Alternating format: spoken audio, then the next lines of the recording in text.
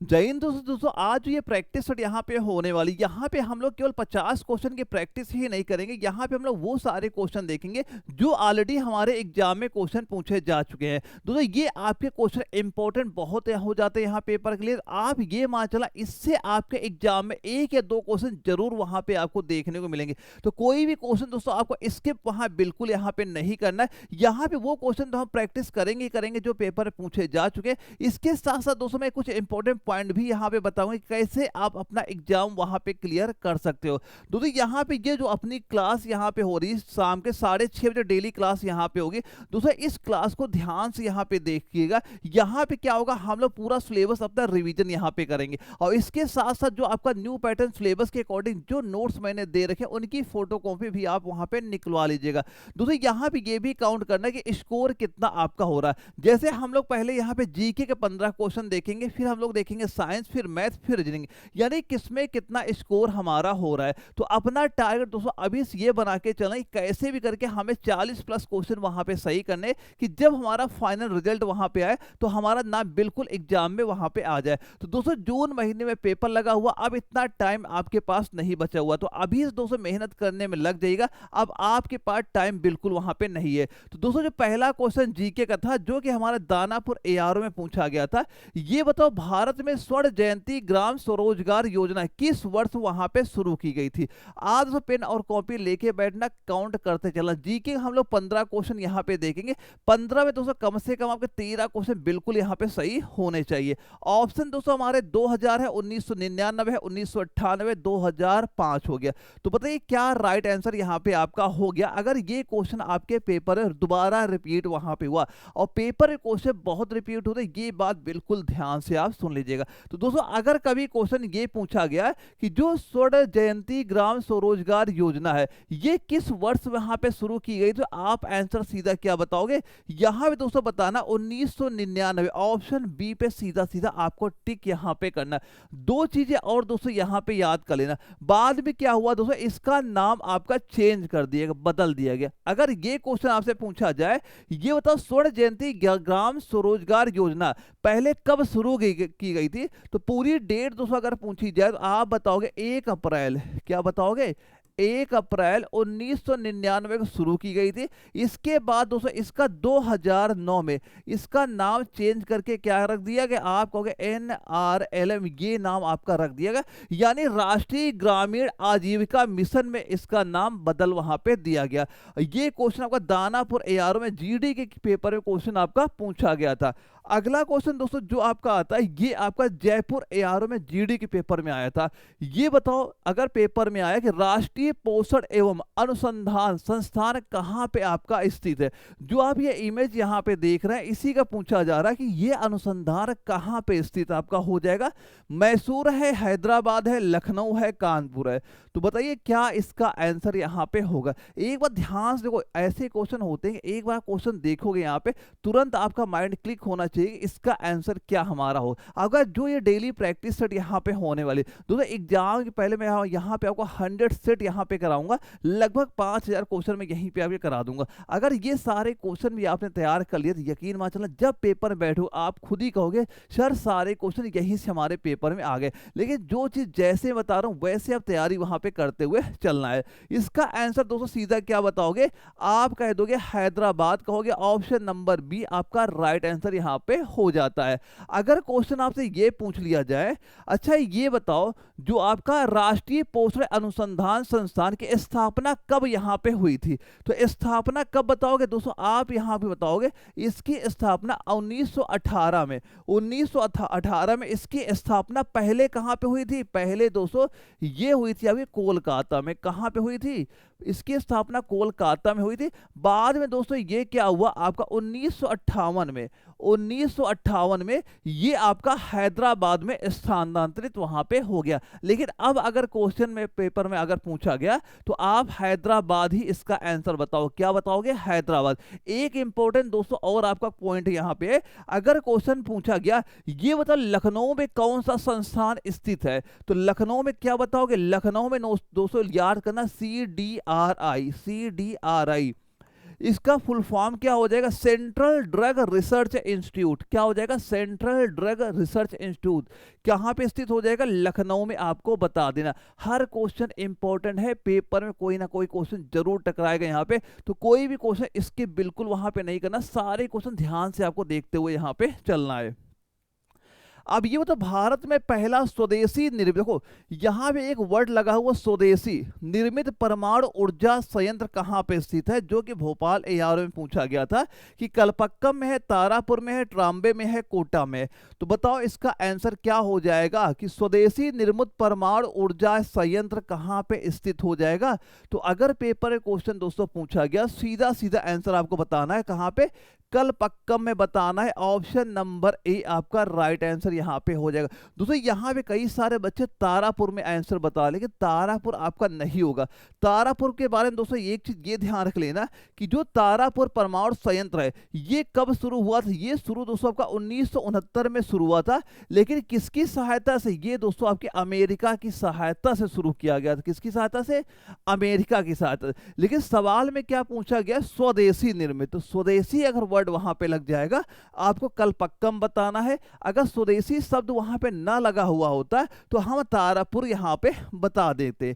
अगर क्वेश्चन ये आपसे पूछ लिया जाए, ये बताओ भारत का जो परमाणु कार्यक्रम जो ये था आपका, ये किसके द्वारा यहां पे शुरू किया गया था?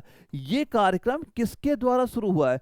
तो आप आंसर क्या बताओगे? आप यहां बताओगे होमी जहांगीर भाभा। किसका नाम बताओगे? होमी जहांगीर भाभा का नाम बता देना। इंपॉर्टेंट है, क्वेश्चन बहुत बार ये एग्जाम में पूछा जा चुका, सीधा सीधा पूछेगा भारत का परमाणु कार्यक्रम किसके द्वारा वहां पे शुरू किया गया था? हम बताएंगे होमी जहांगीर भाभा के द्वारा शुरू किया गया था। अगला क्वेश्चन ध्यान से देखो, घरेलू हिंसा में महिलाओं का संरक्षण अधिनियम किस वर्ष में अधिनियमित वहां पे किया गया था? कौन से वर्ष में वहां पे आया था? 2010 है, 2000 है, 2020 है, 2005 हो गया। ये कोलकाता एआरओ में जीडी के ही पेपर में क्वेश्चन आपका पूछा गया। इसी लेवल के एग्जाम में आपके भी पेपर वहां पे देखने को मिलेंगे, जो आपका जून महीने में पेपर होने वाला है। तो सारे क्वेश्चन ध्यान से अच्छे से तैयार करते हुए आपको यहाँ पे चलना है। तो ये नियम कब आया था? वर्ष का नाम दोस्तों क्या यहां पे बताओगे? ये हो जाएगा दोस्तों 2005 बताओगे। ऑप्शन नंबर डी आपका राइट आंसर यहां पे हो जाता है।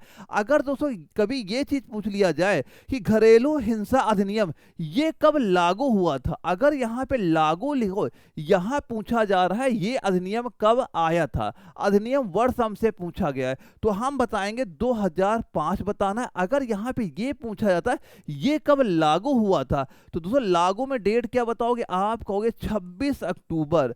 26 अक्टूबर 2006, ये डेट आपको याद कर लेना। लेकिन ये अधिनियम आया कब था? 2005 में। लेकिन लागू कब हुआ है? 26 अक्टूबर 2006। वेरी इंपॉर्टेंट क्वेश्चन, बहुत बार पेपर में क्वेश्चन आपका पूछा गया है, पर ज्यादातर जो क्वेश्चन आया यही सीधा सीधा रिपीट हुआ था, जहां पे 2005 ही आपका राइट आंसर था।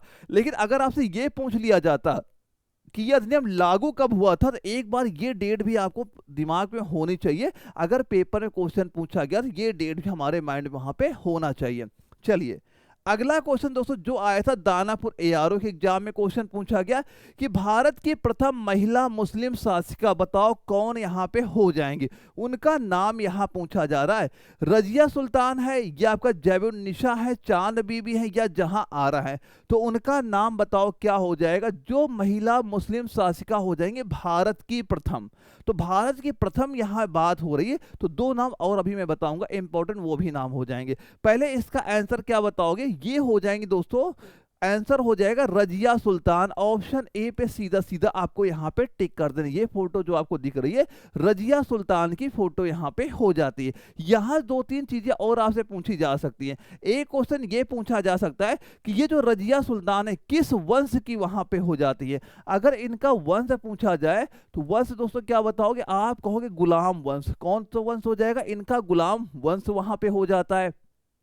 अगर ये क्वेश्चन पूछा जाए कि रजिया सुल्तान ने कब तक यहां पे शासन किया था, तो हम क्या कहेंगे? 1236 से लेके 1240 तक इन्होंने क्या किया था, शासन वहां पे किया था। अगर क्वेश्चन ये पूछा जाए, अच्छा ये बताओ चांद बीबी, एक नाम यहाँ पे आपको दिख रहा है, चांद बीबी कौन हो जाएंगी? तो दोस्तों ये हो जाती है अहमदनगर की रानी हो जाती है। अगर क्वेश्चन पूछा गया अहमदनगर की रानी कौन है, तो हम किसका नाम बताएंगे, चांद बीबी। जहां आरा का नाम तो पता ही है, ये कौन हो जाएंगे, ये आपकी शाहजहां की बेटी हो जाएंगी। अगर क्वेश्चन पूछा जाए जहां आरा कौन थी, हम कहेंगे शाहजहां की बेटी आपकी वहां पे हो जाएंगी। तो इंपॉर्टेंट क्वेश्चन ध्यान रखना, गुलाम वंश की कब तक इनका शासन यहाँ पे हुआ था, ये दोनों पॉइंट भी आपके क्लियर यहाँ पे होने चाहिए। चलिए अगले क्वेश्चन में देखते हैं क्या चीज यहाँ पे दी जा रही है। दोस्तों एक चीज और ध्यान रखना, जो बच्चे पहली बार यहाँ पे तैयारी कर रहे हैं और उनको ये नहीं पता सर कहाँ से एग्जाम में क्वेश्चन आपके पूछे जाते हैं, तो ये जो आपके कंप्लीट नोट्स दिए जा रहे हैं साइंस का, जीके का, मैथ का, रीजनिंग का, एक बार ये तैयार कर लें। ये नोट्स सारे मैंने एप्लीकेशन वहाँ पे अपलोड भी करा दिए, और ये जो डेली क्लास हो रही है इसकी पीडीएफ भी आपको एप्लीकेशन हमेशा वहां पे मिल जाएगी। सीधा प्ले स्टोर पे जाना, एनए वाला सर्च कर देना, ये एप्लीकेशन आपका ओपन हो जाएगा। जैसे ही आप डाउनलोड करके ओपन करोगे, जो पहला फोल्डर यहाँ पे दिखेगा, यहाँ पे कंप्लीट ऑल सब्जेक्ट के नोट्स आपको मिल ही जाएंगे। साथ ही साथ एक चीज ये ध्यान रख लेना, यहाँ पे आपके 50 प्रैक्टिस सेट मिल जाएंगे, और ये 50 प्रैक्टिस सेट वही सारे मैंने डाल रखे जो अभी आपके ऑनलाइन एग्जाम वहां पे हुए, वहां पे जितने भी सेट में आपके पेपर हुए सारे सेट वहां पे आपको मिल जाएंगे। एक उसकी प्रैक्टिस जरूर कर लें, जहां पे दो बेनिफिट मिलेंगे। पहला बेनिफिट यही आपको मिलेगा, आपको ये पता चल जाएगा कि हमारा स्कोर कितना हो रहा है, एक ये पता चलेगा, और ये पता चल जाएगा दूसरी चीज कि हमारे एग्जाम में क्वेश्चन किस लेवल के वहां पे आपको देखने को मिलते हैं। तो ये दोनों चीजें आप वहां पे जरूर तैयार कर लेना, एक कंप्लीट नोट्स होंगे, एक प्रैक्टिस, ये सारे आपके एप्लीकेशन में मिल जाएंगे। अगर पेपर पहले एक बार तैयार कर लिया और उसके बाद पेपर बैठोगे, आपका एक भी क्वेश्चन बाहर नहीं जाएगा, पूरा सिलेबस कवर यहाँ पे, बस इनकी फोटो कॉपी निकलवा के एक बार तैयार जरूर वहां पे कर लीजिएगा। चलिए अगला क्वेश्चन देखते हैं क्या चीज पूछा जा रहा है। अखिल भारतीय मुस्लिम लीग, अखिल भारतीय मुस्लिम लीग की स्थापना बताओ किस वर्ष वहां पे हुई थी, कि 1885 है, 1906 है, 1920 है, 1971। पूछा किसका जा रहा है, मुस्लिम लीग की स्थापना बताइए कब वहां पे हुई थी। और भोपाल एआर में क्वेश्चन ये जीडी के पेपर में वहां पे पूछा गया था। तो मुस्लिम लीग का अगर आपसे क्वेश्चन पूछा जाएगा तो आंसर क्या बताओगे, सीधा से दोस्तों आपको आंसर बता देना 1906, ऑप्शन बी आपका राइट आंसर यहां पे हो जाता है। अगर क्वेश्चन आपसे ये पूछ लिया जाए कि अखिल भारतीय मुस्लिम लीग की स्थापना कब यहां पे हुई थी, पूरी डेट क्या बताओगे, 30 दिसंबर आपकी 1906 में इसकी स्थापना यहां पे हुई थी। अगर क्वेश्चन पूछा जाए इसके संस्थापक कौन हो जाएंगे, तो नाम क्या बताओगे, नवाब, संस्थापक कौन हो जाएंगे, नवाब ख्वाजा, नवाब ख्वाजा सलीमुल्लाह, नाम क्या हो जाएगा, सलीमुल्लाह, ये दोस्तों नाम यहाँ पे हो जाएगा। और कौन हो जाएगा, एक नाम और लिख लेना, और हो जाएंगे दोस्तों आगा खान हो जाएंगे। ये क्या हो जाएंगे, मुस्लिम लीग के संस्थापक यहाँ पे हो जाते हैं। ये दोनों नाम भी पेपर के लिए जरूरी है, नाम भी अच्छे से यहाँ पे लिख लीजिएगा। चलिए अगला क्वेश्चन क्या यहाँ पे दिया जा रहा है, जो कि आपका जयपुर एआरओ में पूछा गया था कि भारतीय संविधान के किस अनुच्छेद के तहत राज्य को समाज के कमजोर वर्गों के आर्थिक हितों को बढ़ावा देना आवश्यक यहाँ पे है। तो आर्टिकल नंबर यहाँ आपसे पूछा जा रहा है। तो एक बार क्वेश्चन ध्यान से देखो, फिर बताओ क्या आंसर इसका यहाँ पे हो सकता है। दोस्तों इसका एक चीज ये भी आपको पता होना चाहिए, ये बताओ ये कौन से भाग में वहां पे आता है, ये एग्जाम में पूछा जाता है, ये बताओ कौन से भाग में वहां पे आपका ये देखने को मिल जाएगा। तो आंसर दोस्तों पहले बताओ आर्टिकल नंबर कौन सा हो जाएगा, तो आर्टिकल नंबर सीधा सीधा क्या बता दोगे, ये हो जाएगा अनुच्छेद नंबर 46, ऑप्शन ए आपका राइट आंसर हो गया। यहां पे जिन बच्चों का ऑप्शन ए आ रहा उनके आंसर यहां पे सही हो जाते हैं। अगर क्वेश्चन पूछा जाए भाग नंबर कौन सा यहां पे हो जाएगा, अब भाग नंबर क्या बोलोगे, चौथा भाग यहां पे हो जाएगा, जहां पे राज्य के नीति निर्देशक सिद्धांत के बारे में भाग नंबर 4 में सारी चीजें वहां पे दी गई हैं। अगला क्वेश्चन जो आपका पूछा गया था यहाँ पे कोलकाता एआरओ में, किस वर्ष आपका हिंदू विधवा पुनर्विवाह अधिनियम पारित किया गया था, किस वर्ष आपका हिंदू विधवा पुनर्विवाह अधिनियम पारित हुआ, 1856 है, 1858 है, 1859 या 1862 है। तो कब ये अधिनियम आपका पारित वहां पे हुआ था, ये चीज यहां पूछी जा रही है। तो उस वर्ष का नाम क्या बताओगे, यहां पे जिन बच्चों के आंसर सीधे सीधे कितना निकल के आ रहा है, अगर जिनका आंसर आ रहा है क्या, ऑप्शन नंबर ए 1856, ये आपका बिल्कुल राइट आंसर यहाँ पे हो जाता है। अगर देखो एक चीज ये ध्यान रखना, अगर क्वेश्चन ये पूछ लिया जाए हिंदू विधवा पुनर्विवाह अधिनियम ये कब पारित हुआ था, पूरी डेट क्या कहोगे, 16 जुलाई 1856। दोस्तों ये पूरी डेट आप याद कर लेना कि हो सकता है यहाँ पे हमें डेट पूरी वहां पे दे दे, तो एक बार ये डेट अच्छे से याद कर लेना। अगर कभी ये क्वेश्चन पूछा जाए इस अधिनियम को किसने प्रस्तुत वहां पे किया था, तो नाम क्या बताओगे, ईश्वर चंद, क्या बताओगे, ईश्वर चंद विद्यासागर, नाम क्या बताओगे, ईश्वर चंद विद्यासागर ने इस अधिनियम को प्रस्तुत वहां पे किया था। दोनों डेट और नाम बिल्कुल याद करना, ये भी आपके पेपर का इंपॉर्टेंट पॉइंट है। ये पेपर में एग्जाम क्वेश्चन आपका पूछा भी गया था एक बार। अगले क्वेश्चन में आइए बताइए, दिल्ली विधानसभा में कितनी सीटें हैं। जो दिल्ली की विधानसभा में है टोटल सीटों की संख्या आपसे पूछ ली जा रही है कि 65 है, 75 है, 60 है, 70 है। तो दिल्ली विधानसभा में सीटों की संख्या बताओ कितनी यहाँ पे हो जाएगी। तो दिल्ली विधानसभा में अगर सीटों की संख्या आपसे पूछी जाए तो सीटों की संख्या कितनी आप बताओगे, आप कहोगे सर हम बताएंगे 70 सीटें, ऑप्शन डी आपका राइट आंसर यहाँ पे हो जाता है। अगर क्वेश्चन आपसे ये पूछ लिया जाए, ये बताओ दिल्ली विधानसभा जो आपकी आरक्षित सीटें यहाँ पे है, पहले ये बताओ दिल्ली की जो विधानसभा है इसको ये विधानसभा कब यहाँ पे मिली थी। अगर वर्ष आपसे पूछ लिया जाता है तो वर्ष क्या बताओगे, 1991 विधानसभा दिल्ली की यहाँ पे मिली थी। अगर क्वेश्चन ये आपसे पूछा जाए, ये बताओ इसमें आपकी लोकसभा सीटें कितनी हैं, अगर हमसे लोकसभा का पूछ लिया जाता तो लोकसभा में क्या बताओगे, आप कहोगे 7 सीटें आपकी लोकसभा में यहाँ पे हो जाती है।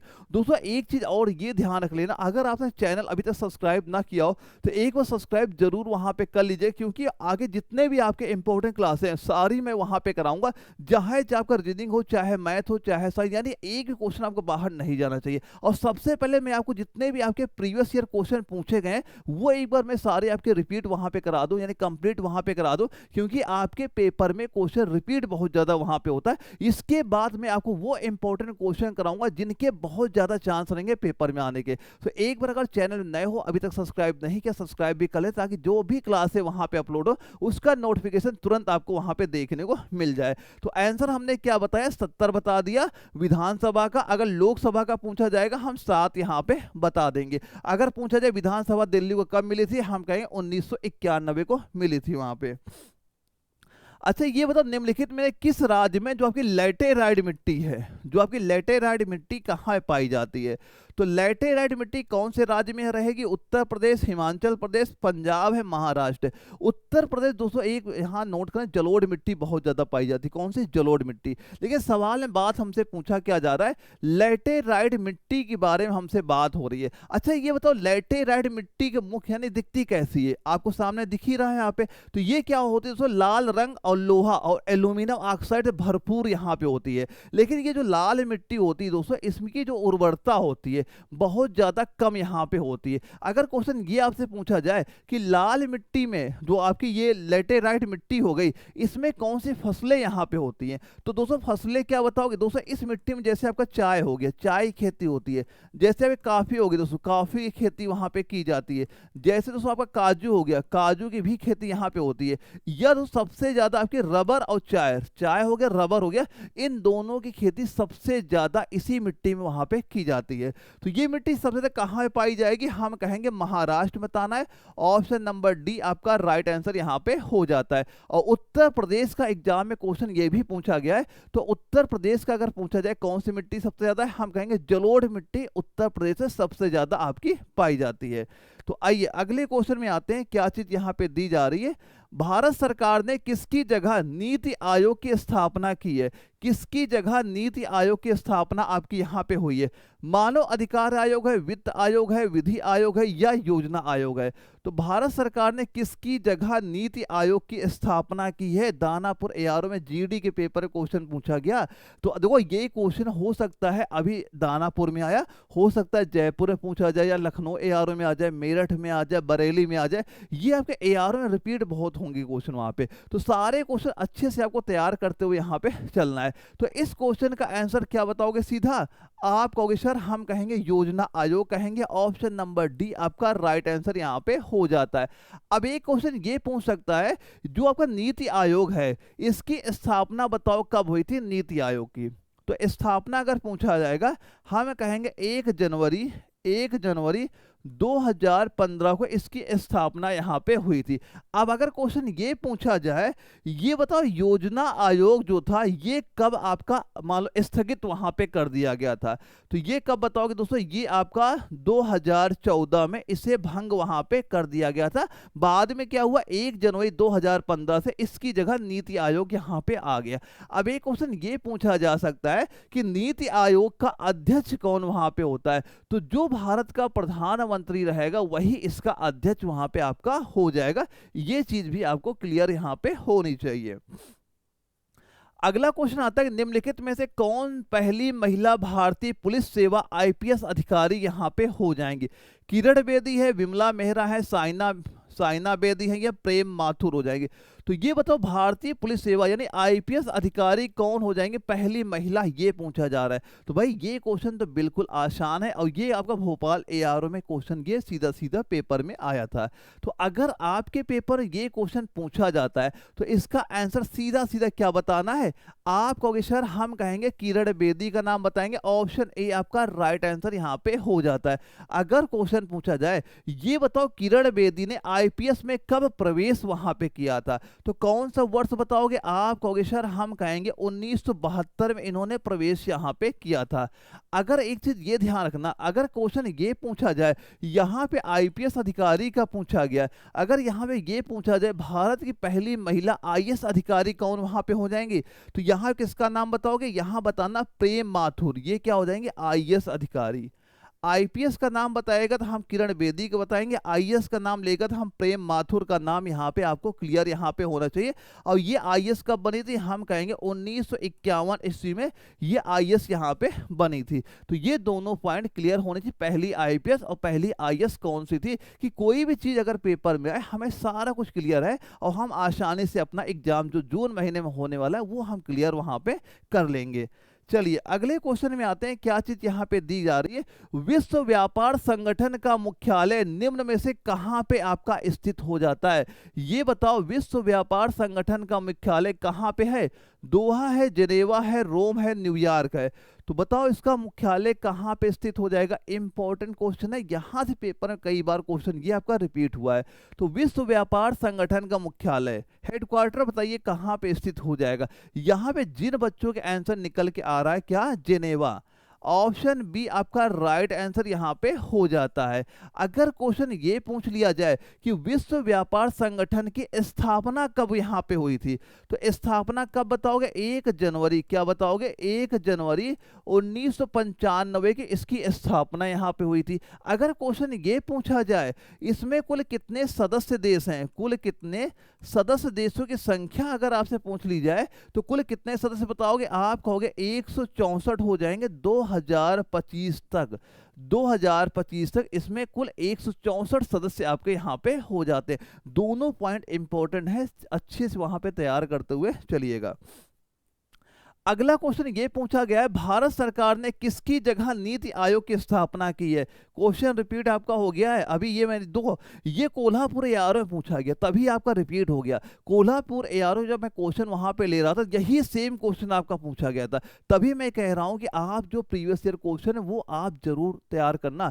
कम से कम दोस्तों अगर आपको इसी साल सिलेक्शन वहां पे लेना, कम से कम करना क्या है, सबसे पहले आपको सिलेबस अपना पूरा कंप्लीट यहाँ पे कर लेना है। सिलेबस जैसे ही कंप्लीट हो जाता है इसके बाद आपको कम से कम 3 या 4 साल के प्रीवियस ईयर क्वेश्चन की प्रैक्टिस कर लेना है। वैसे मैंने आपको पिछले 10 साल के क्वेश्चन वहां पे दे रखे हैं प्रीवियस ईयर के, वो तो आपको करने ही करने। लेकिन अगर आपको लगता है कि हम उतने कवर नहीं कर पा रहे, अगर वो इतना अभी टाइम बहुत अपने पास है तो आसानी से आपका कवर हो जाएगा। लेकिन फिर भी कम से कम 3-4 साल के प्रीवियस ईयर क्वेश्चन आपको कवर करने और डेली एक मॉक टेस्ट यहाँ पे लगाना शुरू कर देना। और जो आपका एप्लीकेशन आने वाला है वहां पे मैंने 50 आपके प्रीवियस ईयर क्वेश्चन के ही प्रैक्टिस सेट वहां पे डाल रखे, वो मॉक टेस्ट दोस्तों एक डेली डेली वहाँ पे लगाना आप शुरू कर दीजिएगा। तो अब दोस्तों यहाँ से अगर आप ये तैयारी यहाँ पे करते हो तो यकीन मानिए जब आपका जून महीने में पेपर वहाँ पे होगा आप अपना एग्जाम बिल्कुल वहाँ पे क्लियर कर लोगे। अब बताओ इसका राइट आंसर क्या हो जाएगा? भारत सरकार ने किसकी जगह नीति आयोग की स्थापना की थी? हम बताएंगे योजना आयोग का। ऑप्शन डी आपका राइट आंसर यहाँ पे हो जाएगा। अब इसके बाद अगला क्वेश्चन जो आता है इसमें क्या चीज पूछी जा रही है, ये बताओ आपका अनवरत योजना के प्रथम प्रतिपादक कौन थे? अनवरत जो आपका योजना है, अनवरत योजना के प्रथम प्रतिपादक बताओ कौन यहाँ पे हो जाएंगे? डोमर है, महालोनोबिस है, या गुन्नार मर्डिल है, या केसी नियोगी हो जाएंगे? तो किसका नाम बताओगे अगर पेपर में क्वेश्चन आपके हुआ पाया तो? ये आपके मान चलना ऐसे क्वेश्चन जरूर पूछे जाएंगे। ये आपके प्रेजेंट टाइम पे जो आपके ऑनलाइन एग्जाम वहां पे हो रहे वहीं पे ये सारे क्वेश्चन आपके पूछे जा रहे हैं। तो इसका दोस्तों आंसर सीधा सीधा क्या बता दोगे? हम कहेंगे डोमर का नाम बताना है। ऑप्शन ए आपका राइट आंसर यहाँ पे हो जाएगा। काउंट करते ना क्या स्कोर यहाँ पे हो रहा है। 15 में क्वेश्चन दोस्तों जो मैं जीके के यहाँ पे करा रहा हूँ, इन 15 में कम से कम आपके 13 क्वेश्चन बिल्कुल सही वहां पे होने चाहिए। अगला क्वेश्चन दोस्तों यहां से आ रहा है जो कि हमारा साइंस का हो जाता है। अब यहां पे हम लोग देखेंगे साइंस के 15 क्वेश्चन। दोस्तों मेन आपको जो फोकस करना है, एक साइंस हो गया, एक जीके हो गया। मैथ आपकी नॉर्मल आएगी, रीजनिंग बिल्कुल नॉर्मल आएगी। जो बच्चा अपना साइंस का हो गया और जीके हो गया, जिससे इसमें अच्छी पकड़ बना ली, मान लो वो अपना सिलेक्शन यहाँ पे लेके चला जाएगा। पहला क्वेश्चन साइंस का क्या पूछा जा रहा है कि ध्वनि की चाल बताओ अधिकतम किसमें यहाँ पे होगी? वायु है, निर्वात है, जल है, इस्पात में है। तो ध्वनि की चाल सबसे ज्यादा कहां पे होती है, ये चीज पूछा जा रहा है। तो भाई हम सभी को पता है ध्वनि की चाल सबसे ज्यादा कहां पे होगी। हम कहेंगे ये हो जाएगा दोस्तों इस्पात में हो जाएगा, ठोस में होता है। ऑप्शन डी आपका राइट आंसर हो जाता है। अगर क्वेश्चन पूछा जाए इस्पात में ध्वनि की चाल लगभग कितनी यहाँ पे होती है, हम क्या बताएंगे? लगभग दोस्तों आपका 5000 से लेके 6000 मीटर पर सेकेंड इतनी चाल यहाँ पे आपकी हो जाती है। अब अगर क्वेश्चन ये पूछा जाए, ये बताओ, दो एक ये नोट कर लेना, सबसे ज्यादा आपकी चाल किस में हो जाएगी? हम कहेंगे ठोस में। ठोस के बाद किसका नंबर आएगा? हम कहेंगे द्रव में। द्रव के बाद दोस्तों नंबर किसका आता है? गैस का यहाँ पे आता है। तो जो भी ठोस ऑप्शन दिखेगा हम कहेंगे ध्वनि की चाल सबसे ज्यादा, इसके बाद द्रव का, फिर किसका आता है? गैस का यहाँ पे नाम आ जाता है। अगर क्वेश्चन ये पूछा जाए, ये बताओ कि ध्वनि की चाल जो होती है, मतलब अगर क्वेश्चन ये आपसे पूछा जाए, ये बताओ जल का बताओ कि जल में, पानी में ध्वनि की चाल कितनी यहाँ पे हो जाएगी? तो दोस्तों यहाँ पे सीधा क्या बताओगे? 1480 मीटर पर सेकेंड बता दोगे। एक और ये नोट कर लेना, अगर क्वेश्चन पूछा जाए हवा में ध्वनि की चाल कितनी यहाँ पे होती है, तो आप यहाँ पे क्या कहोगे? 343 मीटर पर सेकेंड बताओगे। कब? जब आपका टेम्परेचर 20 डिग्री सेल्सियस यहाँ पे होता है। तो ये दोनों पॉइंट कवर करना, एग्जाम में क्वेश्चन आपको दिखेगा। तो सारे में सिलेक्टेड वही क्वेश्चन करा रहा हूँ जिनके चांस है पेपर में आने के। तो ऐसे क्वेश्चन की प्रैक्टिस अभी से यहाँ पे करते हुए आपको चलना है। चलिए अगला क्वेश्चन ये पूछा जा रहा है कि एसिटिलीन अणु में विद्यमान हाइड्रोजन परमाणु क्या होता है? जो आपका ये एसिटिलीन यहाँ पे दिख रहा है, ये बताओ इसमें जो आपका हाइड्रोजन परमाणु क्या है? अम्लीय है, उदासीन है, अम्लीय और क्षारीय दोनों है, या क्षारीय है? तो बताइए क्या यहाँ पे हो जाएगा? लखनऊ एआरओ में जीडी के पेपर में क्वेश्चन आपका पूछा गया था। तो इस क्वेश्चन का आंसर बताइए क्या होगा? तो यहाँ पे बच्चों जो आंसर यहाँ पे जिन बच्चों का निकल के आ रहा अम्लीय, उन सभी बच्चों का आंसर सही हो जाएगा। ऑप्शन ए आपका राइट आंसर हो गया। आप काउंट करते चलना, अगर साइंस में जो 15 क्वेश्चन कराने वाला हूं, अगर आपके 12-13 सही चल रहे हैं, तैयारी सही चल रही है, अगर इससे कम यहाँ पे हो रहे 8 सही हो रहे, 7 सही हो रहे, तो अभी जो नोट्स आपको दे रखे उसकी फोटो कॉपी निकला के एक बार रिवीजन जरूर वहां पे आप उनका कर लीजिएगा। अगर क्वेश्चन ये पूछा जाए, ये बताओ एसिटिलीन जो है, एसिटिलीन का सूत्र यहाँ पे क्या होता है? ये सूत्र दोस्तों आपको या तो इस तरह यहाँ पे नजर वहां पे आ जाएगा, या फिर दोस्तों ये आपका क्या हो जाएगा? HC ट्रिपल बॉन्ड आपका CH, ये वहां पे लिखा हुआ आपको ऐसे यहाँ पे दिख जाएगा। अगर क्वेश्चन ये पूछा जाए, ये जो एसिटिलीन यहाँ पे आपका होता है, इसका उपयोग कहाँ पे होता है? बहुत बार एग्जाम में क्वेश्चन आया, एसिटिलीन का यूज कहाँ पे किया जाएगा? तो हम कहाँ बताएंगे? आप दोस्तों कहोगे वेल्डिंग में। कहाँ पे यूज होता है? हम कहेंगे वेल्डिंग करने में कौन सी गैस का यूज होता है? एसिटिलीन गैस का ही वहां पे आपका यूज किया जाता है। तो सारे पॉइंट क्लियर करते हुए साथ ही साथ आपको चलना है यहाँ पे। अच्छा, पेंसिलिन का आविष्कार किसने किया? जो पेंसिलिन का आविष्कार किसके द्वारा किया गया है? विलियम हार्वे है, लुई पास्चर है, अलेक्जेंडर फ्लेमिंग है, या एडवर्ड जेनर है? तो पेनिसिलिन के आविष्कारक का नाम पूछा जा रहा है। तो इंपॉर्टेंट क्वेश्चन है, अगर आप प्रीवियस ईयर क्वेश्चन प्रैक्टिस वहां पे कर रहे होगे तो ये खुद ही देखा होगा ये क्वेश्चन कितनी बार आपका पूछा वहां पे गया है। तो पेनिसिलिन का आविष्कारक किसका नाम बताओगे दोस्तों, यहाँ पे सीधा बताना अलेक्जेंडर फ्लेमिंग का नाम बताओगे। ऑप्शन सी आपका राइट आंसर यहाँ पे हो जाएगा। अगर क्वेश्चन ये पूछा जाए पेनिसिलिन की खोज दोस्तों ये कब की गई थी, हम कहेंगे दोस्तों ये आपके 1928 में पेनिसिलिन की खोज वहां पे की गई थी। अगर क्वेश्चन ये पूछा जाए ये बताओ विलियम हार्वे ने क्या खोजा था, इंपॉर्टेंट पेपर में पूछा गया है। तो विलियम हार्वे का अगर पूछा जाएगा हम क्या बताएंगे, इन्होंने दोस्तों आपका रक्त संचार किसकी खोज की है, रक्त संचारी खोज किसके द्वारा की गई, हम कहेंगे विलियम हार्वे के द्वारा। अगर क्वेश्चन ये पूछा जाए लुई पास्चर ने क्या खोदा है, हम कहेंगे पाश्चराइजेशन की खोज की है। और यहां पे एक नाम वेरी इंपॉर्टेंट याद कर लेना, रेबीज का। अगर क्वेश्चन आपसे पूछा गया ये बताओ जो आपका रेबीज का वैक्सीन है इसकी खोज किसके द्वारा हुई है, हम बताएंगे लुई पास्चर का नाम यहां पे आपको बता देना। ये दोनों वेरी इंपॉर्टेंट याद करना, ये दोनों के दोनों पेपर में क्वेश्चन पूछा गया। रक्त संचारी खोज किसने की है, रेबीज वैक्सीन की खोज किसने की, दोनों चीजें आप तैयार वहां पे कर लीजिएगा। दोस्तों यहाँ पे एक नाम एडवर्ड जेनर का दिया जा रहा है, इनका भी नाम नोट कर लेना, ये भी इंपॉर्टेंट हो जाता है। इन्होंने दोस्तों क्या किया, चेचक की वैक्सीन, इन्होंने क्या किया था, चेचक की वैक्सीन की खोज की गई थी। तो अगर चेचक की वैक्सीन का पूछा जाएगा एडवर्ड जेनर का नाम आपको पता वहां पे होना चाहिए। तो तीनों नाम आप याद कर लीजिएगा। अगला क्वेश्चन आता है कि प्रयोगशाला में सर्वप्रथम डीएनए का संश्लेषण किसके द्वारा वहां पे हुआ, जो आपका ये डीएनए है इसका संश्लेषण सर्वप्रथम किसने वहां पे किया था, उस वैज्ञानिक का नाम पूछा गया है कि मिलर ने, कि खुराना ने है, डी ब्रीस ने या कैल्विन ने। तो बताओ डीएनए का संश्लेषण किसके द्वारा वहां पे किया गया था, उस वैज्ञानिक का नाम पूछा जा रहा है, जो कि हमारा कोलकाता एआरओ में जीडी के पेपर पूछा गया था। इसका आंसर सीधा बच्चों क्या बताओगे, आप कह दोगे खुराना के द्वारा किया गया था। ऑप्शन नंबर बी आपका राइट आंसर यहां पे हो जाता है। अगर क्वेश्चन ये पूछा गया कि अरविंद खुराना ने डीएनए का संश्लेषण ये कब वहां पे किया था, हम कहेंगे 1970 में ये आपका वहां पे किया गया था। अब ये क्वेश्चन ये पूछा जा सकता है कि जो खुराना है इनको नोबेल पुरस्कार कब दिया गया है। अगर क्वेश्चन पूछा जाए इनको नोबेल पुरस्कार कब मिला है, हम कहेंगे 1968 में आपका आनुवांशिक कोड के लिए दिया गया था। 1968 में इनको नोबेल पुरस्कार दिया गया, किस लिए दिया गया था, 1968 में दिया गया, किस लिए दिया गया, आनुवांशिक कोड के लिए नोबेल पुरस्कार वहां पे दिया गया था। बच्चों अपना टारगेट अभी से मान चलना है कि हमें कैसे भी करके 40 क्वेश्चन सही करने हैं। अभी तक दोस्तों जितने हम लोगों ने क्वेश्चन देख लिए, जैसे पहले हमने देखे जीके 15 क्वेश्चन देखे, तो पहले ये ध्यान रखना कि जीके में जिन बच्चों के 13 तक सही है उन्हें कोई दिक्कत नहीं, बस अपनी तैयारी में कंटिन्यू लग जाइएगा। लेकिन कोई बच्चा का 10 कर पा रहा है, 8 कर पा रहा है, 7 कर पा रहा है, भाई दिक्कत की बात हो गई वहाँ पे। तो तैयारी पे अभी लग जाइएगा, अभी टाइम है आपके पास। लेकिन जैसे जैसे एक एक दिन आपका निकलता जाएगा टाइम बिल्कुल आपका कम वहाँ पे होता जाएगा। चलिए अगले क्वेश्चन में आते हैं। क्या चीज़ दिया जा रहा है कि ये बताओ कोबाल्ट ऑक्साइड जो होता है क्या होता है, जो कोबाल्ट ऑक्साइड होता है ये कांच को कौन सा रंग प्रदान करेगा। कोबाल्ट ऑक्साइड कांच को कौन सा रंग वहां पे देता है, नीला है, गहरा लाल है, गहरा नीला है, हरा है। तो कोबाल्ट ऑक्साइड कांच को कौन सा रंग देगा, तो हम कहेंगे दोस्तों गहरा नीला। कैसा रंग देगा, ये दोस्तों का गहरा नीला रंग वहां पे देता है। ऑप्शन सी आपका राइट आंसर यहां पे हो जाता है।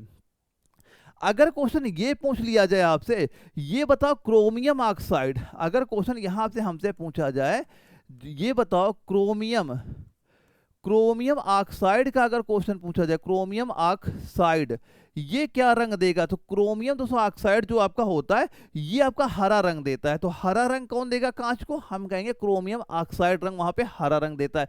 अगर यहां पे ये पूछा जाए, एक ये भी नोट कर लें कि मैग्नीज ऑक्साइड, अगर क्वेश्चन पूछा जाए मैग्नीज ऑक्साइड है ये क्या रंग देता है, दोस्तों मैग्नीज ऑक्साइड आपका बैंगनी रंग देता है। कौन सा रंग देगा, कांच को ये आपका बैंगनी रंग वहां प्रोवाइड कराता है।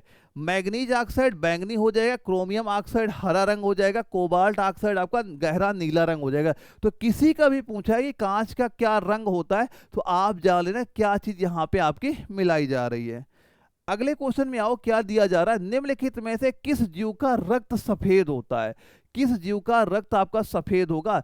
छिपकली है, तिलचिट्टा है, घरेलू खटमल है, मच्छर है। तो भाई मच्छर तो पता ही हो ही नहीं सकता भाई, इंसानों खून पीता है, इसका तो सबको पता है वहां पे।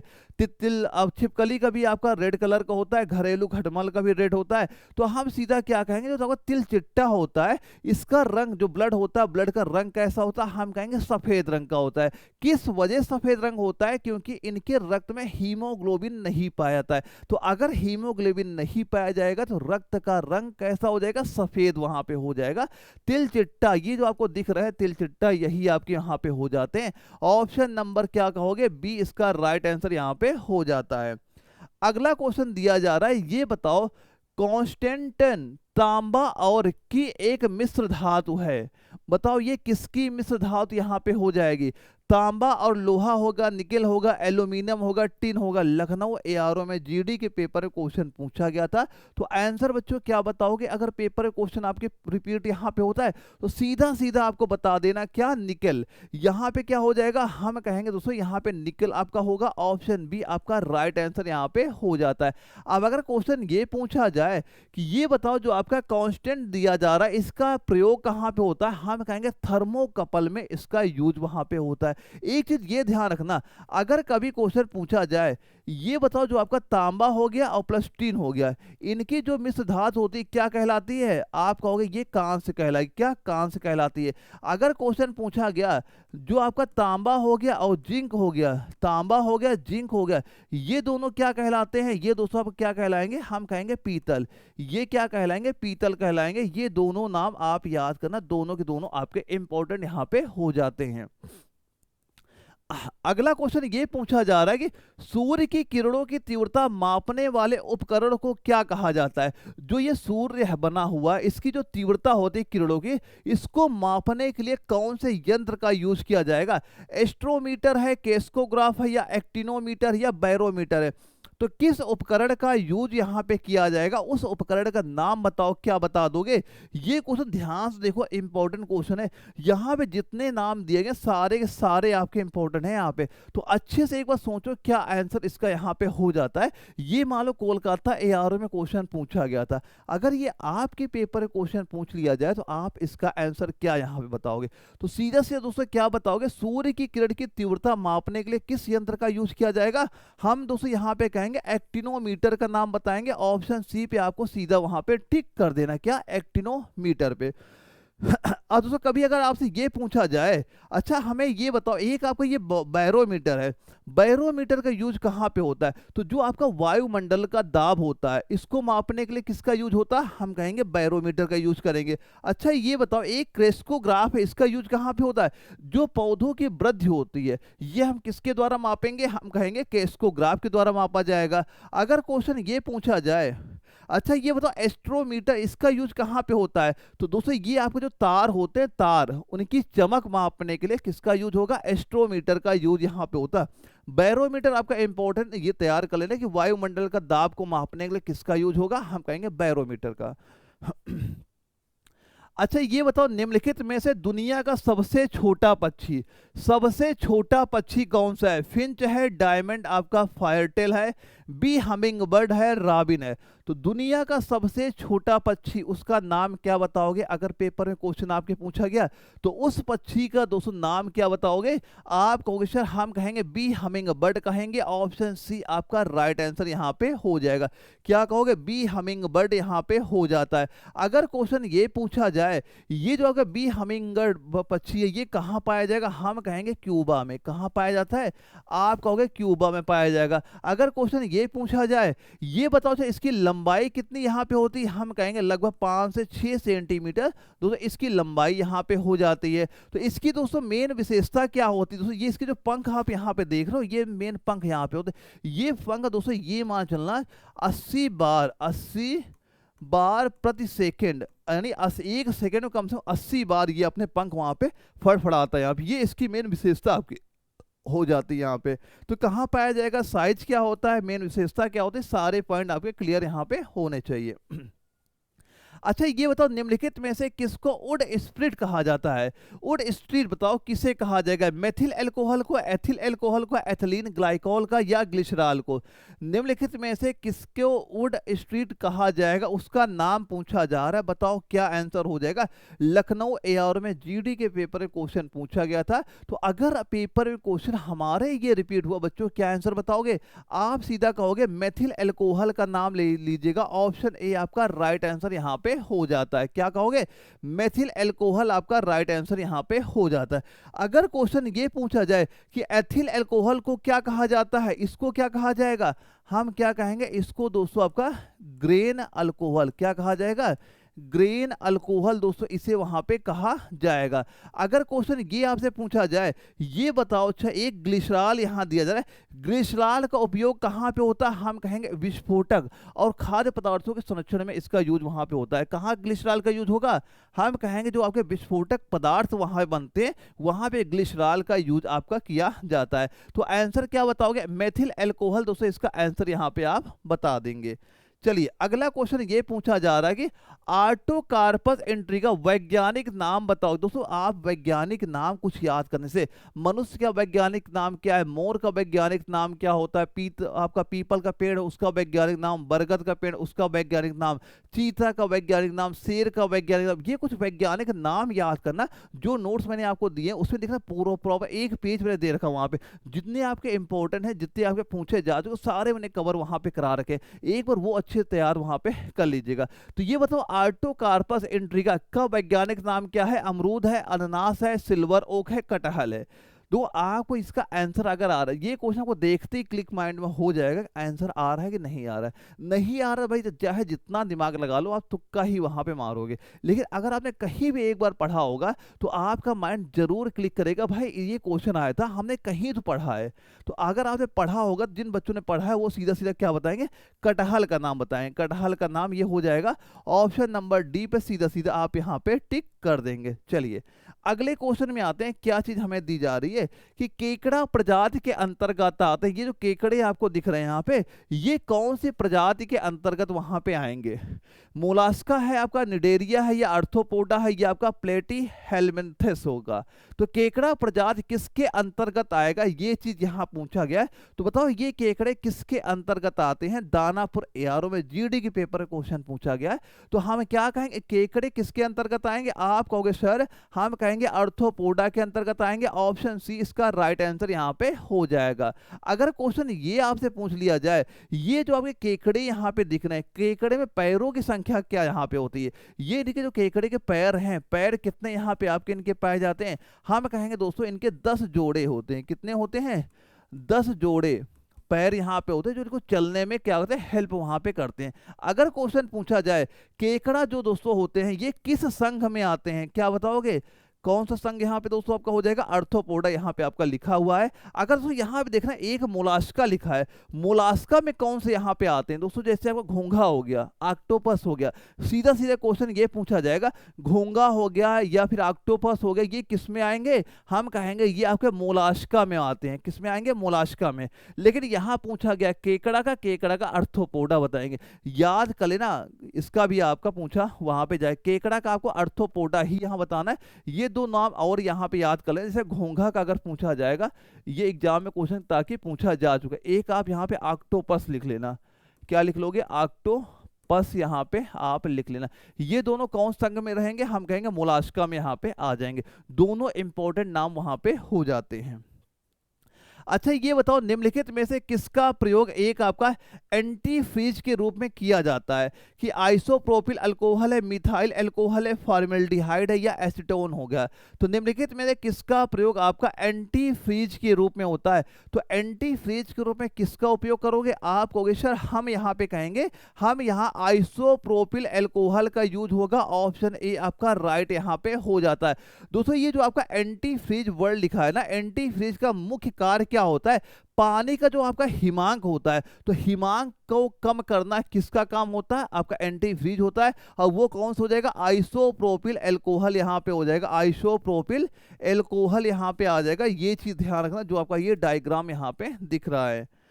अगले क्वेश्चन पूछा गया है पीछे की ओर उड़ने वाला एकमात्र पक्षी बताओ क्या है, जो पीछे की ओर उड़ता है मतलब उल्टा उड़ता है।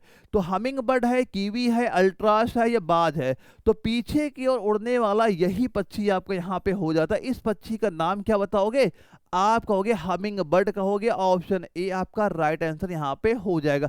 अगर कभी क्वेश्चन पूछा गया ये बताओ हमिंग बर्ड जो है ये इसकी जो दिल होती है, दिल की धड़कन कितनी यहाँ पे होती है, तो दिल की धड़कन दोस्तों क्या बताओगे, आप कहोगे 1200 बार प्रति मिनट। दोस्तों इसकी धड़कन यहाँ पे होती है, यानी 1 मिनट के अंदर 1200 बार इसका दिल वहां पे धड़कता है आपका।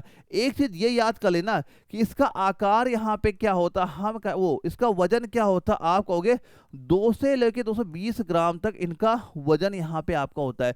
यानी 2 ग्राम से लेके आपका 20 ग्राम तक इनका वेट आपका वहां पे, इतने हल्के यहाँ पे होते हैं। तो क्या बता दोगे, हमिंग बर्ड आपका राइट आंसर यहाँ पे हो जाएगा।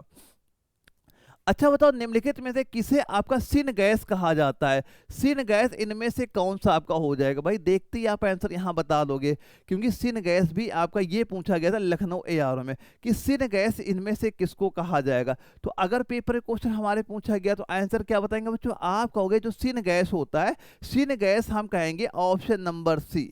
ऑप्शन सी नंबर जो दिया गया यही को हम सिन गैस वहां पे कहते हैं। अब एक क्वेश्चन ये पूछा जा सकता है, ये बताओ जो आपका सिन गैस यहाँ पे है इसका उपयोग कहाँ पे होता है। तो उपयोग दोस्तों क्या बताओगे, आप कहोगे अमोनिया बनाने में। कहाँ बताएंगे हम लोग, अमोनिया के उत्पादन में, अमोनिया के उत्पादन में इसका यूज होता है। और कौन सी प्रक्रिया में, हम कहेंगे हैबर प्रक्रिया। कौन सी प्रक्रिया, हम कहेंगे यहाँ पे हैबर प्रक्रिया आपका राइट आंसर यहाँ पे हो जाएगा कि जो सिन गैस होता है अमोनिया के उत्पादन में इसका यूज वहां पे किया जाता है।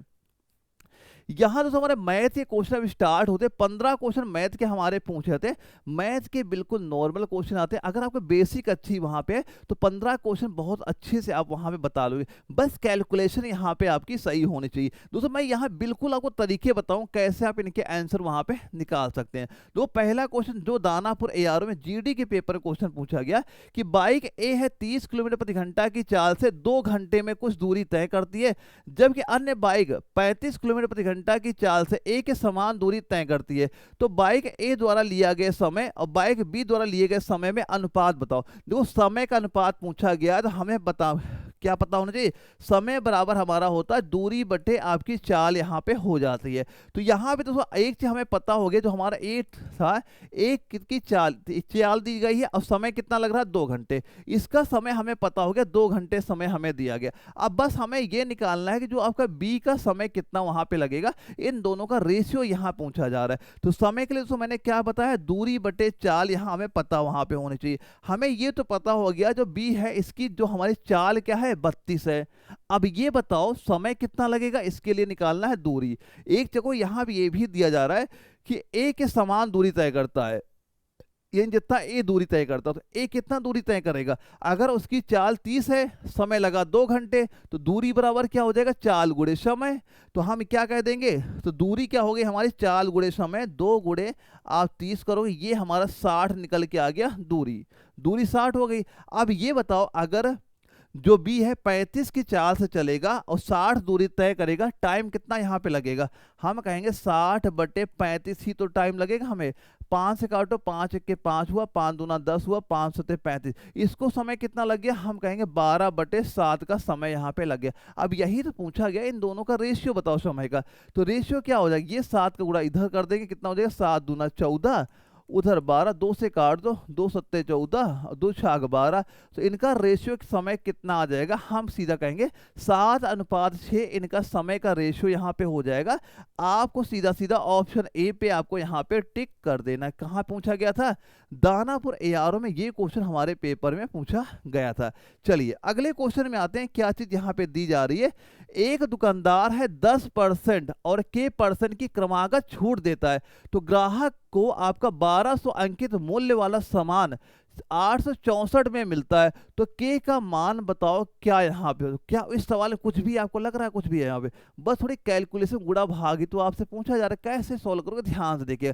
पहले एक बार स्क्रीनशॉट लीजिएगा, बाद में हर क्वेश्चन को आपको प्रैक्टिस जरूर करना है, क्योंकि ये सारे वही क्वेश्चन है जो हमारे पेपर में पूछे जा रहे हैं। तो ऐसे क्वेश्चन प्रैक्टिस भी आपको यहाँ पे करनी है। देखो कैसे सॉल्व करोगे। देखो हमने माना कि यानी कि अगर यहाँ ग्राहक को 1200 अंकित मूल्य है, 1200 अंकित मूल्य वाला सामान, तो अगर ये बताओ 1200 रुपए का अंकित मूल्य यहाँ पे दिया गया है, तो जो पहला डिस्काउंट हमारा 10% है, तो इसको 10% जैसे हम छोड़ें, डिस्काउंट करेंगे 90 बटे इसको हम 100 निकाल दें, तो 90 बटे 100 कितना यहाँ पे हो जाएगा, हम कहेंगे 1080 यहाँ पे निकल के आ गया।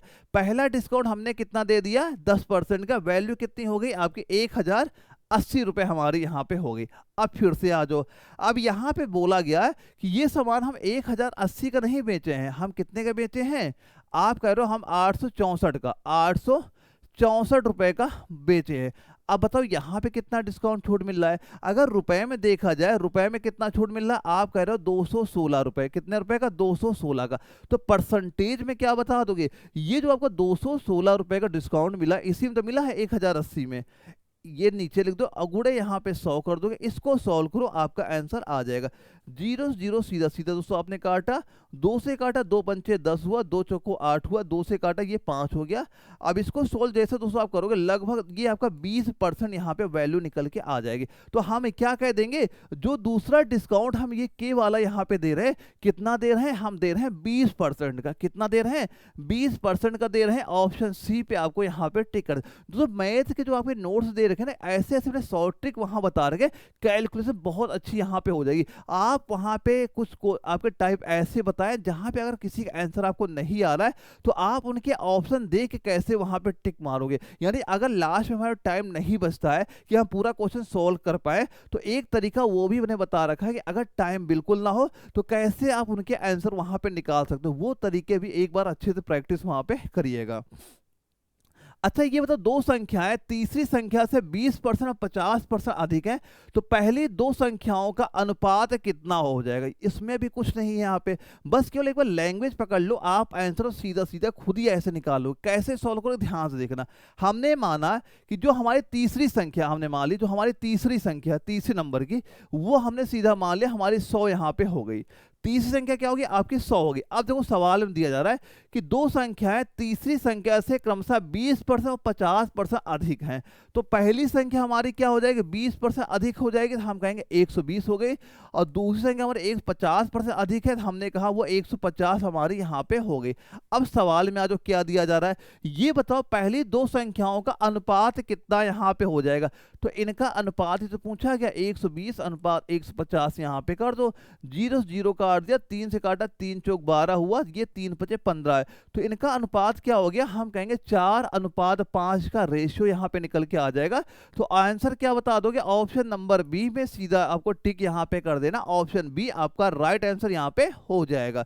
चलिए अगले सवाल में आते हैं। इसमें दिया जा रहा है कि एक घड़ी और पंखे का कुल क्रय मूल्य आपका 1170 रुपए है। रामा घड़ी को 20% के लाभ पर बेचता है और पंखे को 25% लाभ पर बेचता है। यदि उसका समग्र लाभ 265 रुपए है, तो घड़ी का क्रय मूल्य बताओ क्या हो जाए। बिल्कुल इजी सवाल। अभी इसके पहले जो मैंने प्रैक्टिस यहाँ पे कराया था, इसके पहले क्लास में ये सेम क्वेश्चन आपको वहां पे पूछा गया था। तो दोस्तों इसका आंसर सारे बच्चे कमेंट बॉक्स में जरूर बता के जाना। होमवर्क में लिए मैं क्वेश्चन वहां पे दे रहा हूँ। ये क्वेश्चन आपका दानापुर ARO में सीधा सीधा पूछा गया था। अगर आप इनके आंसर वहां पे दे पा रहे हो, मान चलना तैयारी बिल्कुल सही चल रही है, आप इसी साल अपना एग्जाम वहां पे क्लियर करोगे। लेकिन तरीके आपको बिल्कुल सारे पता होने चाहिए। तो और इसका आंसर सारे बच्चों में यही वेट करूंगा, कौन बच्चा इसका आंसर यहाँ पे देता है। कमेंट बॉक्स में सारे बच्चों का आंसर का मैं यहाँ पे वेट करूंगा यहाँ पे। चलिए अगला क्वेश्चन क्या यहाँ दिया जा रहा है कि कोहली जो पुराने सामान को कारोबार करता है, कोहली है पुराने सामानों का कारोबार करता है, यदि उसने 10,000 में पुराना एयर कंडीशनर खरीदा और इसे लाने के लिए 500 परिवहन पर खर्च करता है, इसकी मरम्मत में वो 2000 खर्च करता है। तो ये बताओ अगर 15,000 में बेच दिया तो उसका लाभ या हानि का परसेंटेज बताओ, उसे क्या लाभ होगा क्या हानि होगा, ये यहाँ पूछा जा रहा है। तो क्या कुछ सवाल में है भाई, सवाल केवल आपको लैंग्वेज ऐसी यहाँ पे लग रही होगी, लेकिन इन सवालों में कुछ है ही नहीं है। क्वेश्चन देखते ही आप इनके आंसर वहां पे दे लोगे। तो आंसर कैसे सॉल्व करोगे, ध्यान से यहाँ पे देखना। हमने माना कि 10,000 रुपए ये आपका लग गया, ठीक। पहले ये बताओ कुल हमने माना कास्ट प्राइस हमारा कितना खर्चा यहाँ पे हो गया, सबसे पहले हम ये निकालते हैं। देखो 10,000 ये हमारा खर्चा हुआ, 500 रुपए ये हमारा खर्चा हुआ, और 2000 हमारा ये खर्चा हो गया। तो ये कितना हो गया, 10 2 12,000 और 12,500 जोड़ दिया, 12,500 का हमारा खर्चा हो गया। तो हम यहाँ पे क्या कह देंगे, हमारे ये हो गया 12,500 रुपए का, तो आपका ये खर्चा हो गया। अब तुमने बेचा कितने का, यानी सेलिंग प्राइस हमारी क्या होगी, बेचा कितने का, यहाँ पे दिया गया हम बेच रहे हैं 15,000 का। कितने का बेच दिया, आपने कहा इसे हमने बेच दिया 15,000 का बेचा। अब पूछा जा रहा है उसका लाभ होगा या हानि होगा। भाई हानि तो होगी नहीं, होगा तो लाभ ही होगा। 12,500 खर्चा किया, 15,000 का बेच दिया, हमें कुछ लाभ ही तो हुआ है। तो यहाँ पे कितने रुपए का आपका लाभ हुआ, पहले ये बताओ कितने रुपए का, इन दोनों में डिफरेंट हो जाएगा। यहाँ पे हम देख रहे दोस्तों 2500 रुपए का तो लाभ होगा। अगर हमसे रुपए में पूछा जाता हम 2500 बताते, लेकिन परसेंटेज में पूछा जा रहा है तो हम क्या कहेंगे, 2500 रुपए आप यहाँ पे ऊपर लिख दोगे, नीचे क्रय मूल्य कितना है आपका 12,500 रुपए हो गया। परसेंटेज क्या करोगे, 100 से गुणा कर दोगे, ये 2 जीरो आपने काट दिया। अब इसको सॉल्व करें कितनी बार यहाँ पे जाएगा, ये दोस्तों यहाँ पे सॉल्व करो 20% यहाँ पे निकल के आए, कितना आ जाएगा 20% यहाँ पे हो जाएगा। इसे सॉल्व करो कितना आ जाएगा, हम कहेंगे 20% का लाभ यहाँ पे आपका हो जाएगा। कितना प्रॉफिट हो जाएगा, 20% का प्रॉफिट आपका होगा। स्क्रीनशॉट लीजिएगा, ऐसे क्वेश्चन पेपर में आपको जरूर यहाँ पे देखने मिलेंगे। देखो हानि वाले सीधा सीधा आपको काट ही वहां पे देने हैं, तो हानि तो हमें हो ही नहीं सकती, ऑप्शन गलती से गलत वहां पे ना करना वहां पे। तो हम क्या कहेंगे, ऑप्शन डी पे आपको यहाँ पे टिक कर देना है। अगला क्वेश्चन आता है, इसमें पूछा जा रहा है 3 व्यक्ति एक साथ सुबह की ओर सैर पर निकलते हैं और तय की जानी चाहिए जिससे वे सभी अपने पूर्ण चक्कर में तय किए गए कदमों की माप क्रमशः आपका 70 है, 75 और आपका 80 सेंटीमीटर है। तो प्रत्येक द्वारा कितने न्यूनतम, देखो जहां पे न्यूनतम वर्ड वहां पे लग जाए, आप मान चलना जो संख्या है वहां पे दी जा रही है उसका हमें एलसीएम निकालना है। इसका सिंपल से एलसीएम निकाल देना, आपका आंसर आ जाएगा। तो क्या आप यहाँ पे एलसीएम नहीं निकाल पाओगे, निकाल कि यहाँ पे एक संख्या 70 है, यहाँ पे हमारा एक संख्या 75 है, एक संख्या आपकी 80 है। तो इन संख्याओं का एलसीएम निकालो, जो भी आपका एलसीएम आएगा वही आपका आंसर इस क्वेश्चन का हो जाएगा। तो एलसीएम आप कई तरीके से वहां पे निकाल सकते हैं, गुणनखंड विधि सबसे बढ़िया वहां पे होती है। तो कैसे निकालोगे, ध्यान से देखो। तो 70 को हम क्या लिख सकते हैं, इसको दोस्तों लिख सकते हैं आप 2 गुणे 5 गुणे 7 यहाँ पे लिख सकते हैं। 75 को क्या लिख सकते हैं, 3 गुणे 5 गुणे 5 हम लोग लिख सकते हैं। 80 को क्या लिख सकते हैं, 2 गुणे 2 गुणे 2 गुणे 2 गुणे और 5 यहाँ पे। और हमें पता है कि एलसीएम के लिए क्या होता है, सबसे पहले अगर आप यहाँ पे 2 ले रहे हो तो बताओ 2 सबसे ज्यादा कितनी बार लिखा है, हमें देख रहे हैं 1 2 3 4, तो 1 2 3 4। अब इसके बाद बताओ यहाँ पे 5 5 कितने बार, एक बार है आपका 5 एक बार है, यहाँ 5 एक बार है, यहाँ 5 एक बार है। अगर 5 किसी में 2 बार दिख जाता हम यहाँ 2 लिख देते। अब इसके बाद देखो हमने 2 कट कर दिया, 5 कर दिया, अब क्या बचा 3 बच रहा। 3 यहाँ पे एक है, किसी में 3 है, किसी में नहीं है, 3 से यहाँ पे कर दिया। अब इन सभी संख्याओं का आप सीधा गुणा कर दो, 2 गुणे 2 गुणे 2 गुणे 2 गुणे 5 गुणे 3 करोगे, कितना निकल के आएगा दोस्तों, ये आपका लगभग निकल के आएगा 8400, ये आपका निकल के आ जाएगा। तो न्यूनतम दूरी कितनी तय करेंगे, हम कहेंगे 8400 सेंटीमीटर। ऑप्शन नंबर ए पे आपको यहाँ पे टिक कर देना, क्या ऑप्शन ए आपका राइट आंसर यहाँ पे हो जाएगा। स्क्रीनशॉट लीजिएगा दोस्तों, प्रैक्टिस जरूर यहाँ पे करिएगा।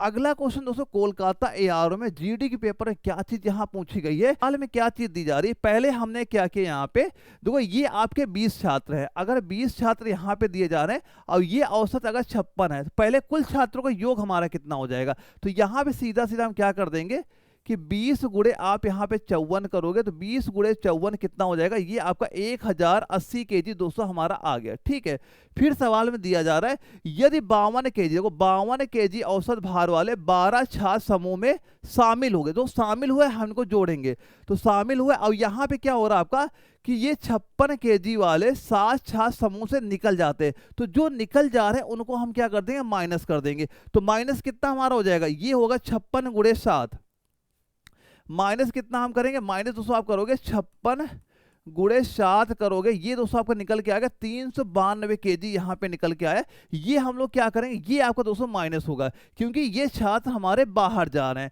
और शामिल कौन सा हो रहा है कि 52 केजी वाले 12 छात्र शामिल हो रहे हैं, इनका योग कितना हो जाएगा, आप कहोगे 52 गुणे 12 छात्र, इसको गुणा करोगे ये दोस्तों आपका 624, ये वैल्यू यहाँ पे निकल के आएगी, ये यहाँ पे शामिल आपके हो रहे हैं।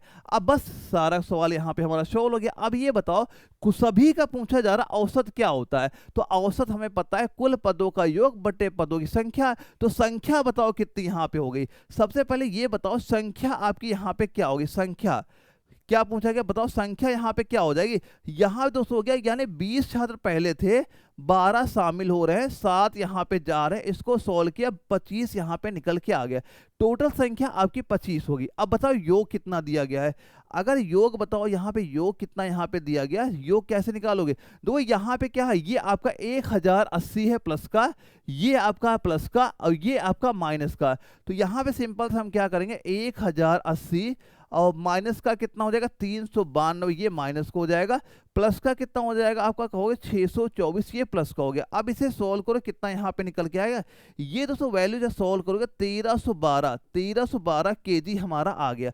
तो योग पता हो गया, संख्या पता हो गई, तो औसत बराबर क्या हो जाएगा, योग बटे संख्या, योग बटे संख्या, योग कितना हमारा है 1312 दोस्तों है, बटे संख्या कितनी है, संख्या आपकी 225 यहाँ पे दी जा रही है, तो इसको भाग करो 1312 को 25 से भाग करोगे, ये दोस्तों निकल के क्या आ जाएगी 52.48, ये हमारी औसत यहाँ पे हो जाएगी। तो किसमें दिया जा रहा है 52.48, ऑप्शन नंबर डी पे आपको सीधा टिक करना है। देखो ये सवाल कैलकुलेटिव वहाँ पे हो जाते हैं, अगर पेपर में क्वेश्चन आता है तो ऐसे क्वेश्चन को आपको सबसे बाद में वहाँ पे सॉल्व करना है। दोस्तों ये मान चलना कि अगर आपका जो पेपर वहां पे होता है, पेपर में अगर आपके 60 क्वेश्चन मान लो 50 क्वेश्चन पेपर में आते, तो इन 50 क्वेश्चन दोस्तों आप कम से कम 30 क्वेश्चन बिल्कुल वहां पे नॉर्मल आएंगे, इसके बाद 15 क्वेश्चन दोस्तों थोड़े हार्ड आएंगे मॉडरेट लेवल के, 5 क्वेश्चन दोस्तों ऐसे आपको वहां पे दिखेंगे जिससे आपको लगेगा भाई ये क्वेश्चन आ कहां से गया, यानी आउट ऑफ सिलेबस ही यहाँ पे आएंगे।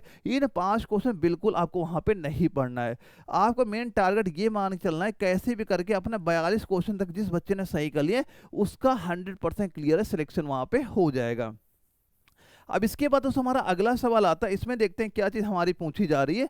ये चुनाव में एक उम्मीदवार को कुल वैध वोटों का 75% वोट प्राप्त हुआ, यदि कुल वोटों के 20% वोटों को अवैध वहां पे घोषित कर दिया गया और कुल वोटों की संख्या अगर 5,60,000 है, तो उस उम्मीदवार के पक्ष में पड़े वोटों की संख्या बताओ क्या यहाँ पे हो जाएगी।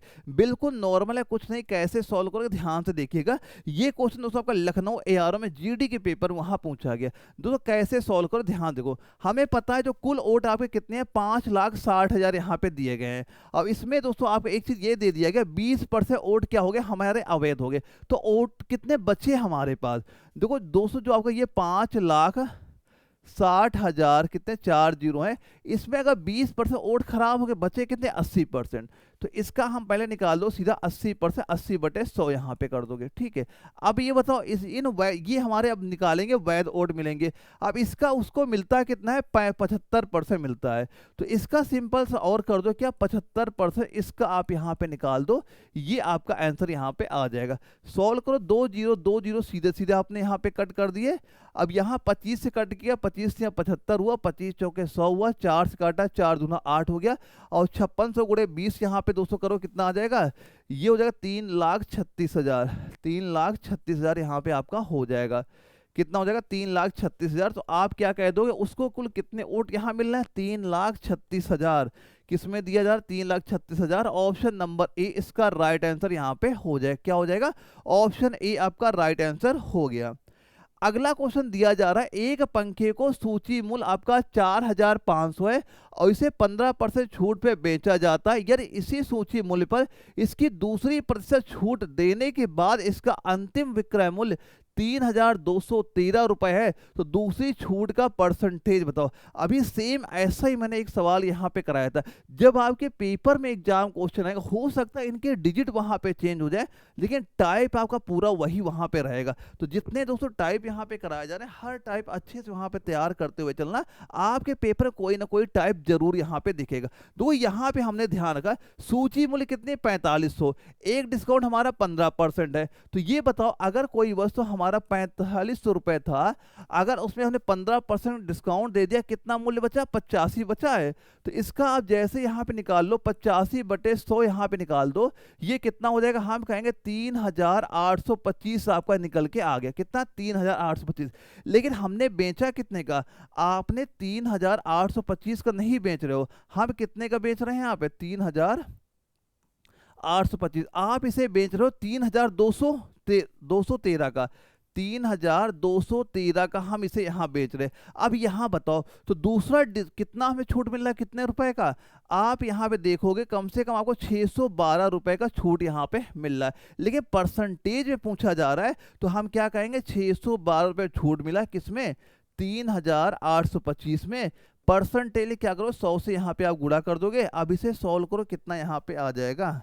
इसे सोल्व करो, कितना आएगा दोस्तों? सोल्व करोगे, ये दोस्तों आपका निकल के आएगा 16% वैल्यू यहाँ पे निकल के आ जाएगी। तो हम क्या कहेंगे? दूसरा जो डिस्काउंट हमारा हो गया, कितने परसेंटेज का हो जाएगा? आप कह दोगे 16% का।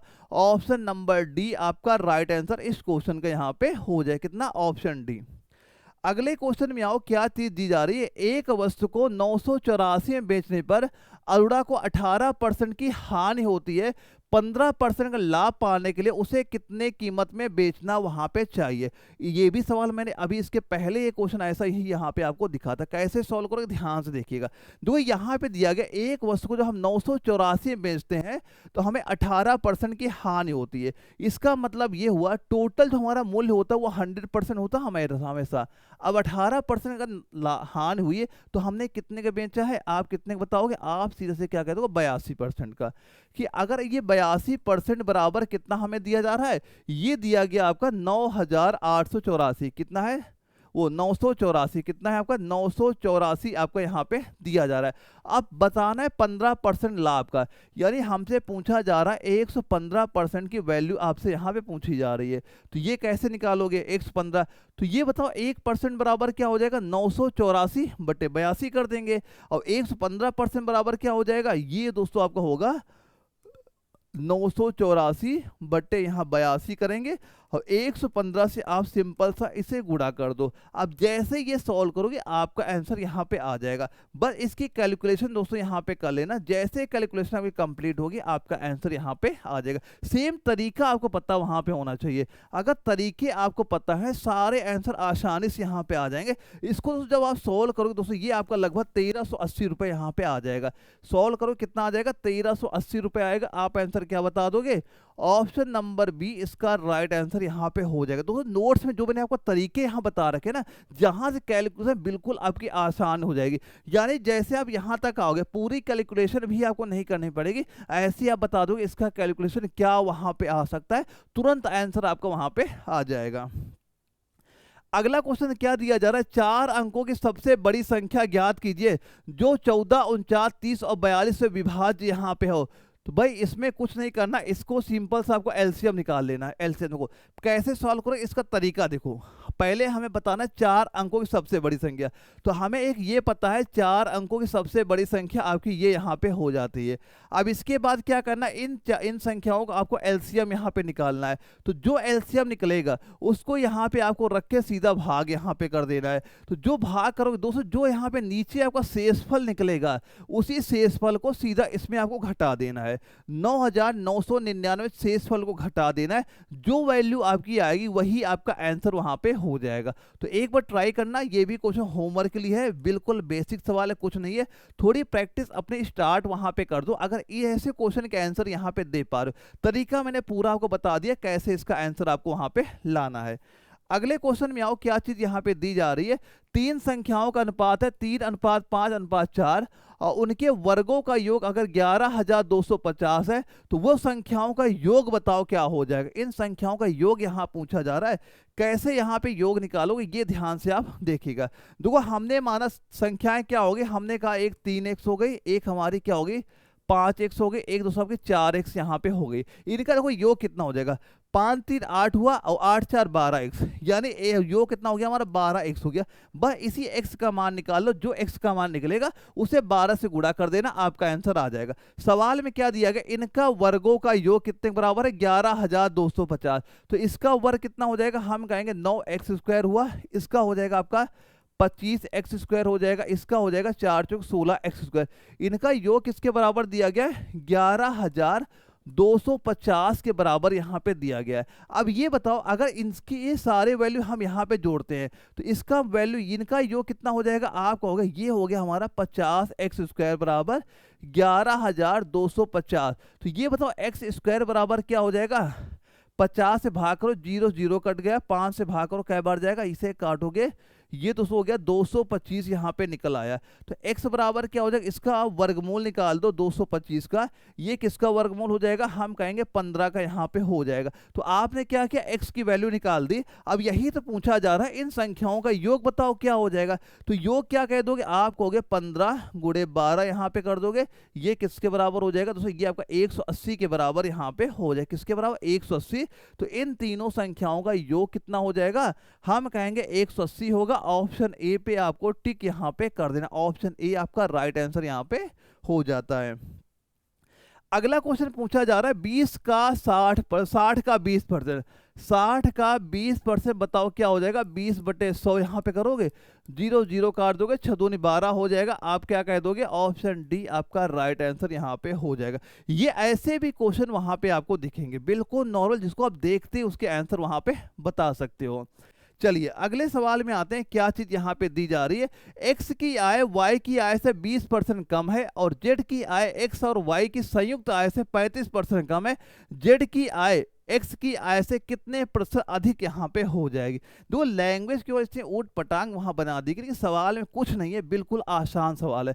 कैसे सॉल्व करोगे ध्यान से देखना। हमने मान लिया कि x की आय जो है y की आय से 20% कम है, तो हमने पहले माना कि y की आय हमने से एक वैल्यू मान ली 100 मान ली यहाँ पे, तो x की आय कितनी हो जाएगी, x की आय क्या हो जाएगी 20% कम है, तो हमने कहा उसकी आय आपकी 80 होगी। सवाल में कुछ नहीं, तुरंत यहाँ पे लगता जाएगा। फिर क्या बोला जा रहा है, आगे बोला गया z की आय x और y की आय से 35% कम है, तो z की आय कितनी हो जाएगी, इन दोनों की योग कितना हो गया आपका 180 हो गया।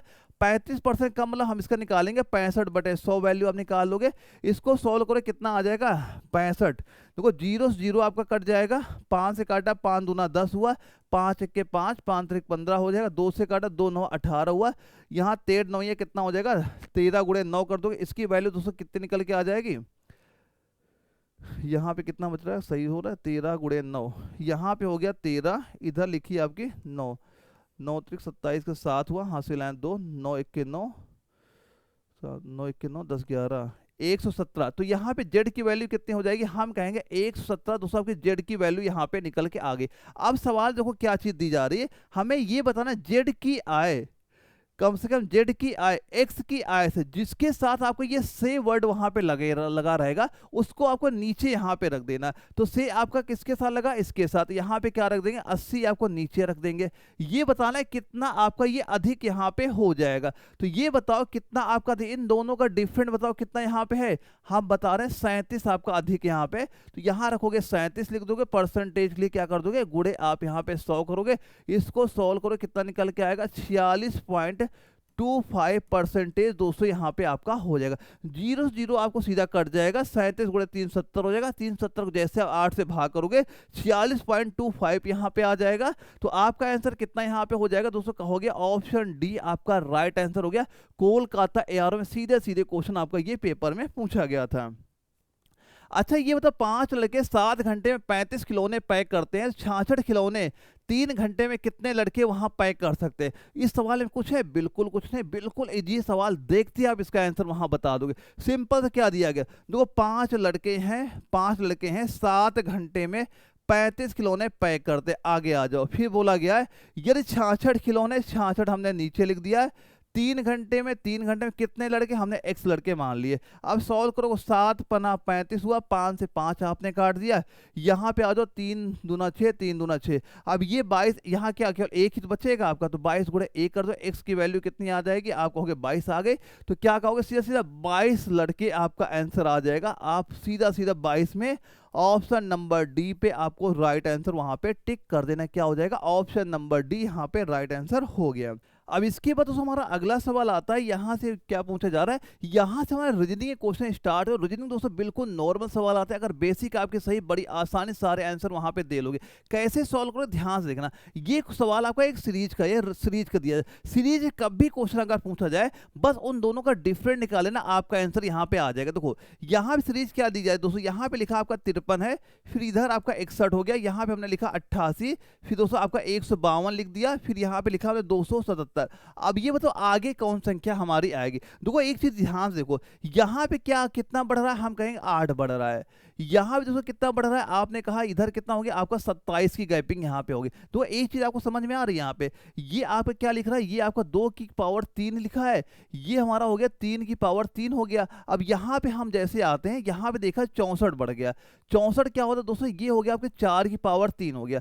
फिर यहाँ पे दोस्तों हम जैसे आपने कहा 125 की गैपिंग हो गई, तो ये हम कहेंगे 5 की पावर 3 हो गई। तो हमें पता है आगे क्या आएगा, 6 आएगा, 6 की पावर 3 करेंगे, 6 की पावर 3 करो कितना हो जाएगा, ये दोस्तों आपका 216 होता है, 6 की पावर 3 216। तो आगे तो आपका ये 277 है, इसमें आप कितना जोड़ोगे, 216 यहाँ पे जोड़ोगे, योग कितना हो जाएगा 493 यहाँ पे आ गया। तो आप क्या कहोगे, इसका आंसर कितना हो जाएगा, आप कहोगे 493। ऑप्शन नंबर बी पे आपको सीधा टिक यहाँ पे कर देना, ऑप्शन बी आपका राइट आंसर। चलिए अगला सवाल क्या दिया जा रहा है, 4 अक्षर समूह दिए गए जिनमें से 3 एक निश्चित प्रकार समान है जबकि एक उनमें से असंगत है, उस असंगत अक्षर का बताओ क्या यहाँ पे हो जाएगा। वो असंगत अक्षर हमसे पूछा जा रहा है। ये सेम सवाल दोस्तों, सेम सवाल अभी इसके पहले अपने जो परसों क्लास वहां पे हुई थी, ये सेम क्वेश्चन दोस्तों यहाँ पे आपका ये कोलकाता ARO में आया था, वो शायद लखनऊ ARO वाले एग्जाम में क्वेश्चन पूछा गया।